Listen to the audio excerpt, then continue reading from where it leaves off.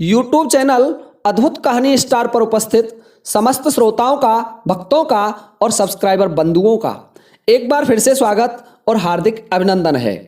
श्रोताओं, वीडियो पर चलने से पहले मैं आपको एक सूचना देना चाहूँगा कि मेरा दूसरा चैनल चलता है जिसका नाम है अद्भुत शब्दवान। श्रोताओं, उस चैनल पर मैं धार्मिक वीडियोस अपलोड करता हूँ, जैसे रामायण की महत्वपूर्ण कथाएं, महाभारत की महत्वपूर्ण कथाएं और वेद पुराणों की जितने भी पुराण हैं उनसे संबंधित महत्वपूर्ण कथाएं मैं उस चैनल पर अपलोड करता रहता हूं। तो श्रोताओं, जिन भाइयों को धार्मिक कथाएं सुननी हैं, रामायण और हमारे वेद शास्त्रों के बारे में जानना है, तो कृपया वो हमारे अद्भुत शब्दवान चैनल को सब्सक्राइब कर लें। और मैं उस चैनल का लिंक इस वीडियो के डिस्क्रिप्शन में डाल दूंगा। जैसे ही आप उस लिंक पर क्लिक करेंगे, सीधे आप अद्भुत शब्दवान चैनल पर चले जाएंगे और वहां जाकर के आप चैनल को सब्सक्राइब कर सकते हैं और धार्मिक रहस्यमय वीडियोस देख सकते हैं। तो आइए श्रोताओं, आज का वीडियो प्रारंभ करते हैं। देखिए श्रोताओं, इस वीडियो से पहले मैं विक्रम बेताल की और कई कथाएं डाल चुका हूं, कई कहानी डाल चुका हूं। तो श्रोताओं, ये विक्रम बेताल कड़ी में आज की उन सबसे अगली कहानी है। उन कहानियों के लिंक में वीडियो के डिस्क्रिप्शन में दे दूंगा, आप मेरी वो कहानी भी देख सकते हैं। तो जब बेताल को राजा विक्रम उस वृक्ष से उतार करके और अपने कब्जे में लेकर के कंधों पर लाद कर चलते हैं, तो बेताल कहने लगा, वाह विक्रम वाह, तू वाकई में महान है। तुझ जैसा बहादुर और पराक्रमी राजा मैंने आज तक नहीं देखा। तू बड़ा हठी है विक्रम, तू मान नहीं सकता, मुझे पता है कि तू मुझे अवश्य ले जाएगा, परंतु फिर भी चलिए, तू मानेगा नहीं और मैं चुपचाप चल नहीं सकता, तो रास्ता कट जाए इसलिए एक कहानी सुनाता हूं। परंतु ध्यान रहे विक्रम, यदि तुम बोल गए बीच में तो मैं उसी समय आपके कंधों से उड़कर इस वृक्ष पर आ बैठूंगा। तो यह ध्यान रखना है तुम्हें कि तुम बोलोगे नहीं, और यदि आपने मेरी कहानी का सही न्याय नहीं किया, सही जवाब नहीं दिया, तो आप जानते हैं कि मैं इतने शक्तियों का स्वामी हूं, आपके मस्तक के उसी समय 100 टुकड़े कर दूंगा। तो विक्रम चुपचाप बेताल को लादे चल रहा है और बेताल उसे एक कहानी सुना रहा है और कहने लगा, बेताल ध्यान से सुन। एक चंदनपुर नामक गांव था और उस चंदनपुर नामक गांव में एक गरीब बुढ़िया रहती थी और उस बुढ़िया के इकलौता पुत्र था। वह बुढ़िया बेचारी बहुत गरीब थी और उसका पुत्र बिल्कुल सीधा साधा था और उसका नाम था भोला। जैसा नाम था ऐसा ही उसका काम था, बिल्कुल भोले स्वभाव का था। सभी लोग उसे भोला कहते थे। एक दिन भोला सोते हुए स्वप्न देख रहा था कि एक बारात अपनी दुल्हन को विदा कराने के बाद वापस लौट रही थी और उस बारात पर एक जंगल से जब बारात निकली तो कुछ डाकुओं ने आक्रमण कर दिया और दूल्हे को और दुल्हन को जितना भी सामान था सबको लूट करके ले गए। श्रोताओं, भोला एकदम से जगा और जग करके मन में विचार करने लगा कि ये मैंने कुछ देखे बाहरे लोग हैं, मैंने इनको देखा है, पर ये लुट कैसे गए। इतनी ही देर में उसके पड़ोस में विवाह था, तो वो विवाह वाली जिसके बेटे का विवाह था वह वहां लड्डू देने आ जाती है। अब वो भोला उसे देख करके कहने लगा कि आंटी जी, क्या आपके घर में कोई विवाह समारोह है? तो वह कहने लगी, हाँ बेटा भोला, मेरे घर में मेरे बेटे का विवाह है। तो भोला स्वभाव से भोला था, कहने लगा कि 2-3 घंटे बाद तुझे सब पता चल जाएगा, तेरी बारात को डाकू लूट लेंगे। तो जब बुरी भाषा भोला ने बोली तो उसे उल्टी लगी और वह उसे फटकारती हुई अपने घर चली गई।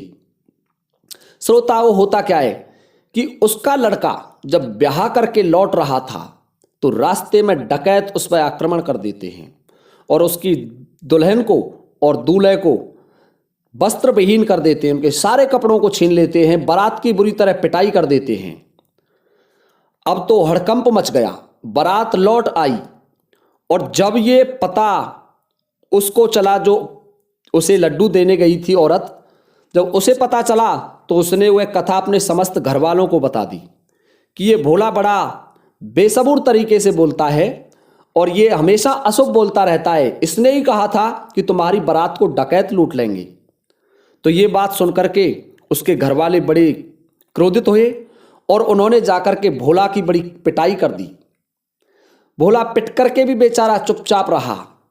अब उसकी माँ भी उससे परेशान हो गई कि बेटा भोला, तू इतना भोला है और फिर भी कोई ना कोई ऐसी बात करता रहता है। अब भोला पड़ा हुआ करहा रहा था कि अचानक उसकी आंखें लग जाती हैं और वह देख रहा है कि किसी व्यक्ति ने एक भव्य शोरूम खोला था, एक कपड़ों की दुकान खोली थी और कपड़ों की दुकान में 50 लाख रुपए का सामान भर दिया। सामान भरने के बाद उस दुकान का उद्घाटन समारोह चल रहा था, तो वहां उद्घाटन समारोह में एक दीपक जलाया गया और उस दीपक से वह कपड़े का एक थान रखा हुआ था, कपड़े का एक बंडल रखा हुआ था, उसमें आग लग जाती है और श्रोताओं देखते ही देखते संपूर्ण दुकान जलकर राख हो गई। और जब यह स्वप्न भोला ने देखा तो भोला एकदम से खड़ा हो गया। उसकी माँ कहने लगी कि भोला, अब भी क्या बात है, तू चुप नहीं रहता? कि माता, किसी की दुकान जल गई, कम से कम 50 लाख रुपए का सामान भरा था और उसकी दुकान जलने वाली है। उसकी माँ बोली कि देख, चुप रहे, तू कल पिटाए इस बात पर। कि नहीं मैया, सही बात कहने में क्या डर है, सही तो मुझे कहना ही पड़ेगा। श्रोताओं, इतनी देर में जिसने दुकान खोली थी वह दुकान वाला उसे लड्डू देने आ जाता है और आकर के कहने लगा कि मेरी दुकान का मुहूर्त है 2 घंटे बाद और तुम्हें उसमें आना है। तो भोला कहने लगा कि काका, क्या दुकान तुम खोल रहे हो? कि हाँ बेटे, मैं खोल रहा हूं। तो काका, 2 घंटे से पहले ही तुम्हारी दुकान जलकर राख हो जाएगी। तो वह जब ये बात उसने भोला की सुनी तो वह बड़ा क्रोधित हुआ और ना उसने भोला को लड्डू दिए और वह वापस गाली देता हुआ लौट जाता है। श्रोताओं, होता क्या है कि जब दुकान का पूजन चल रहा था उसी समय उस दीपक से एक कपड़े के बंडल में आग लग गई और कपड़े के बंडल में आग लगी तो पूरी दुकान में आग लग गई और दुकान जलकर राख हो गई। और जब उस दुकानदार ने यह सोचा कि मैं जब लड्डू देने गया था तो उस बुढ़िया के लड़के ने मुझे ये अपशकुन कहे थे, वही अशुभ बोला था, इसलिए उसकी पिटाई करनी चाहिए। तो फिर वो दुकानदार भी उस भोला की बड़ी बुरी तरीके से पिटाई करता है। पिटने के बाद भोला चुपचाप कुछ नहीं कहता था, गरीब परिवार का था। अब उसकी माँ कहने लगी, अरे भोला, तू यहाँ से कहीं दूर चला जा, क्योंकि ये लोग तुझे मार देंगे, तू मानेगा नहीं। तो भोला अपनी माँ के कहने से एक दिन जंगल में चला जाता है और जब जंगल में भटक रहा था तो उसी समय एक राजा से उसकी भेंट हो जाती है। राजा कहने लगे कि भाई, तुम बड़े हष्टपुष्ट जवान हो, देखो मंदबुद्धि था और बड़ा अच्छा शरीर था उसका। देखिए, जितना कम दिमाग होता है उतना शरीर बलिष्ठ होता है, मोटी बुद्धि के आदमी में बल ज्यादा होता है। तो श्रोताओं, राजा ने जब उससे पूछा कि तुम क्यों भटक रहे हो, तो वह बोला कि मैं महाराज नौकरी करना चाहता हूं पर मुझे कोई नौकरी नहीं देता। राजा बोला, आप मेरे यहाँ नौकरी कीजिए, मैं आपको नौकरी अवश्य प्रदान करूंगा। कि महाराज मुझे लगा लीजिए और मैं पहरेदारी का काम कर सकता हूं।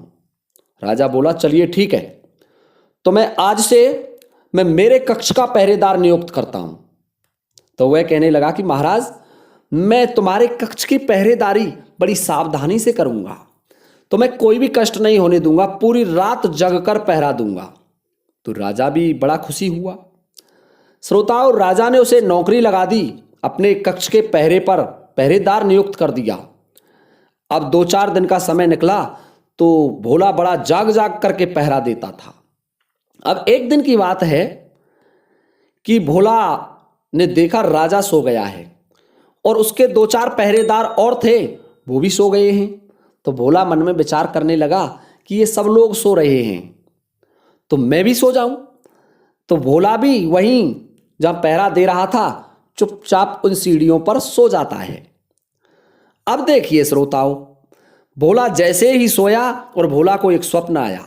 भोला स्वप्न देख रहा है और स्वप्न में क्या देखता है कि राजा किसी शहर की यात्रा पर चल देते हैं और राजा जिस शहर की यात्रा पर गए थे उस शहर में इतना जबरदस्त भूकंप आया कि वह शहर तबाह हो गया। पूरा शहर पृथ्वी में धंस गया। उस शहर में कुछ नहीं बचा और राजा की मृत्यु हो गई। और यह स्वप्न जब देख करके वह जागा तो मन में विचार करने लगा कि मेरा स्वप्न झूठा नहीं जाता है और ये राजा कहीं ना कहीं अवश्य जाएगा और इसकी मृत्यु निश्चित है, तो मुझे इस राजा को बचाना चाहिए। तो वह मन में विचार करने लगा कि ये महाराज है, मैं इससे कैसे कहूँ। तो उसने एक नया तरीका सोचा कि मैं महाराज को वहाँ जाने से रोकूंगा।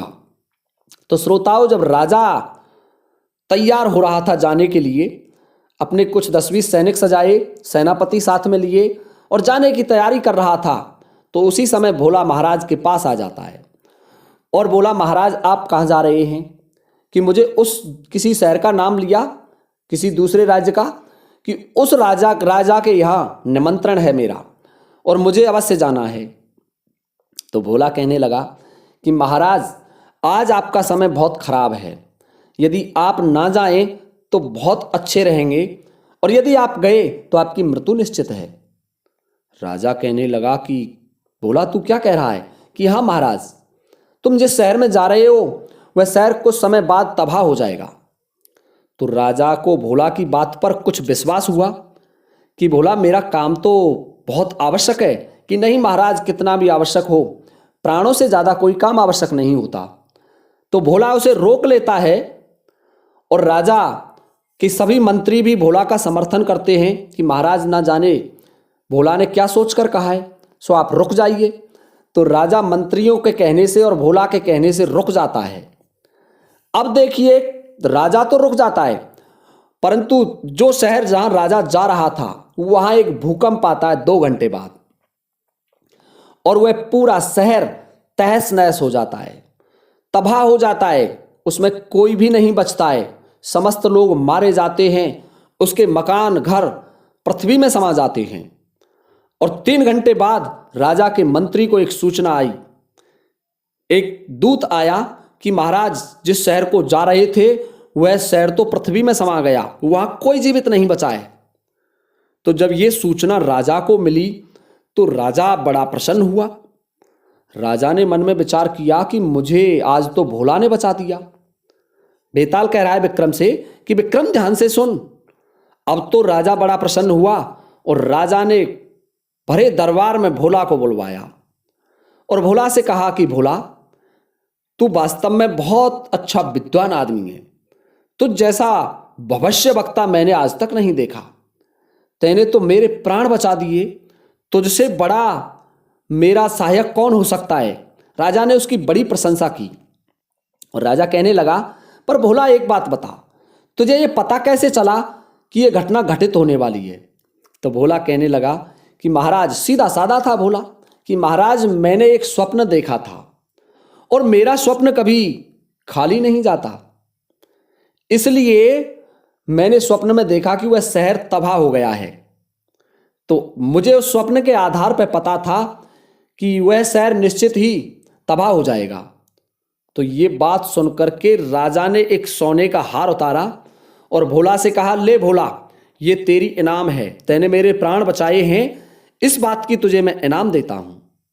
परंतु दूसरे ही पल कहने लगे कि भोला ध्यान से सुन, तुम इसी समय नौकरी से बर्खास्त किए जाते हो, आज के बाद तुम मेरे यहां नौकरी नहीं करोगे।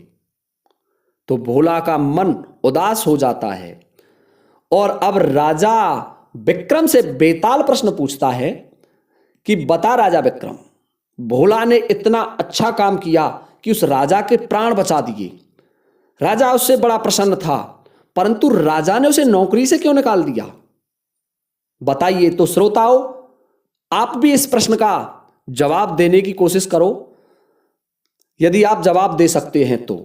परंतु मुझे पता है कि आप जवाब अधिकांशतः श्रोता तो दे देते हैं, लेकिन कुछ श्रोता नहीं दे पाते हैं, इसलिए मैं इसका जवाब साथ में प्रस्तुत कर रहा हूं। बेताल से राजा विक्रम कहने लगे, बेताल ध्यान से सुन, राजा ने उसे इनाम तो यूं दी कि राजा के प्राण बचाए थे उसने, भोला ने राजा के प्राण बचाए, इसके बदले में उसे स्वर्ण हार प्रदान कर दिया।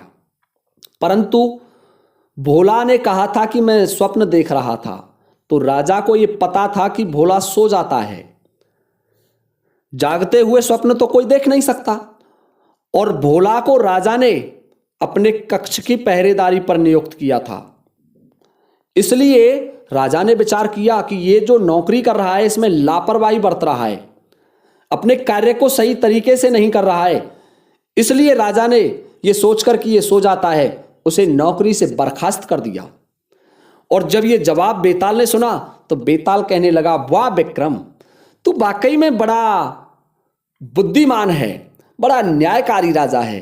तुझ जैसा न्यायकारी राजा मैंने आज तक नहीं देखा। पर अफसोस की बात है कि मुझे अब उसी वृक्ष पर जाना पड़ रहा है। तुम बोल गए। इतना कहकर श्रोताओं बेताल उड़ जाता है और हमारी ये कहानी यहीं पूर्ण हो जाती है। अगली कहानी लेकर के मैं आपकी सेवा में पुनः उपस्थित हो जाऊंगा। तब तक के लिए जय हिंद, जय भारत।